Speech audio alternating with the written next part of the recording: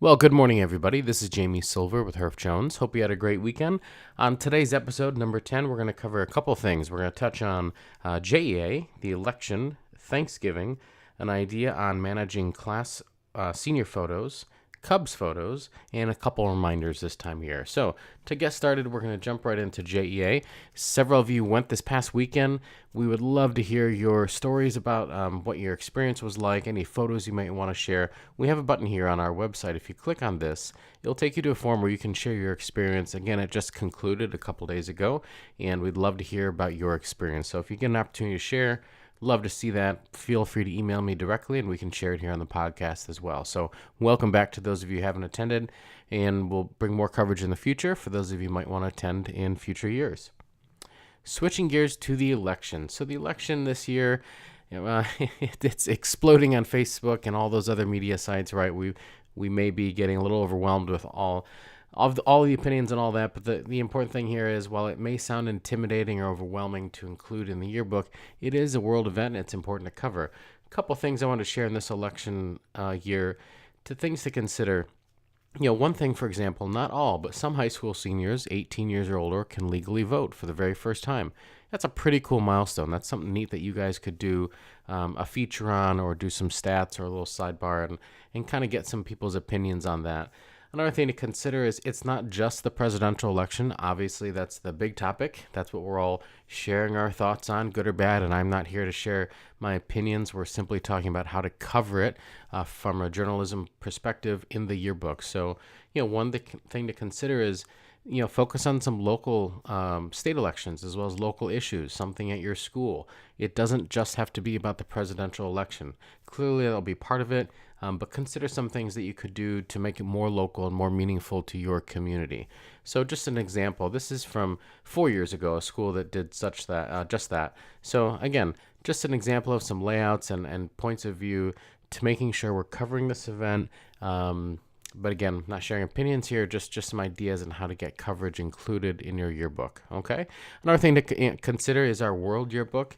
It's a little world event collection. It's about 16 pages color that we put together, and it's available to you if you want to include it in your yearbook that would cover all world events for this year.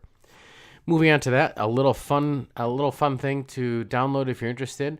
Yerd Libs. So it's that time of year where we're all getting ready for Thanksgiving, which is just around the corner, and Black Friday and all that. But before you and your staff part ways, this could be a fun way. Have some laughs. I'll show you an example here. You can download this from our website, and just something fun to do as a yearbook staff before you part ways for the holiday. So something to consider on before Thanksgiving break coming up. Also, just want to mention the Cubs photos. I shared this out last week. Many of you replied. I appreciate the feedback on Facebook and email. They're available via Dropbox. You're more than welcome to use them, copyright free from me, if you'd like to include these. Speaking of world events, and as you saw in my post on Facebook, I want to share something that wasn't related to the election, because there's a ton of that. But this is a really positive event. Again, I'm not a big sports fan, but as a photojournalist, this was a fun event to cover. I think there are about 180 odd photos in there. You're welcome to pick as many as you want, one or two, whatever might fit your spread, but they are available if you're interested, so take a look online for that. And one example I wanted to share from another school, I was visiting Mr. Willauer at Wanakee High School, and he had this great bulletin board right across from his classroom.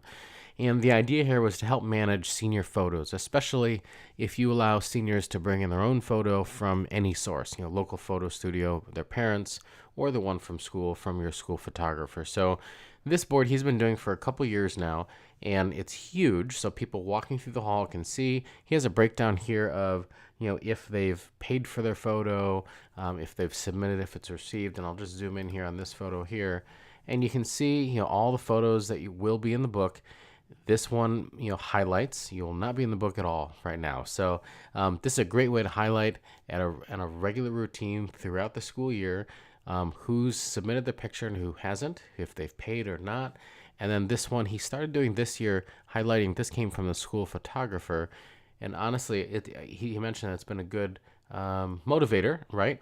It's a fine photo, but for students to consider doing something more like this if they wanted to do a custom picture for their senior photo in the yearbook. So just something to consider. I found it helpful, visiting Wanakee, and I thought I would share that with you today. So that's all for this week, but it is that time of year where you might be finishing your second deadline.